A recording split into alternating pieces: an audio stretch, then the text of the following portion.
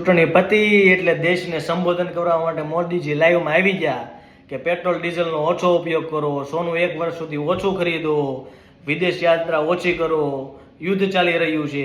કેમ ભાઈ ચૂંટણી પૂરી થઈ ગયા પછી? પહેલા નહોતું યુદ્ધ ચાલતું? પહેલા આવડે આ બધી વસ્તુ નથી કહેવાતી? કેમ ભાઈ? હવે લોકો જાગૃત થઈ ગયા છે મોદીજી, અને બધા સૌ લોકો જાણે છે કે તમે ચૂંટણી વખતે બહુ રોડ શો કર્યો, રેલીઓ કરી, ત્યાં ડીઝલ ને પેટ્રોલ ઓછું નહોતું થતું ત્યારે એનો અગવડતા નહોતી પડતી. હવે મોદીજી તમે અમને સોનું ખરીદવા જેવા રાખ્યા જ નથી. સોનુનો ભાવ તો જુઓ, સોનાનો 1,57,000 પાર થઈ ગયો છે. અમને એવી પરિસ્થિતિમાં પહોંચાડી દીધા છે. ડોલરનો ભાવ જુઓ, 95+ ઉપર થઈ ગયો છે ડોલરનો ભાવ. હવે આ પરિસ્થિતિ ક્યાં પહોંચી છે તમે જુઓ.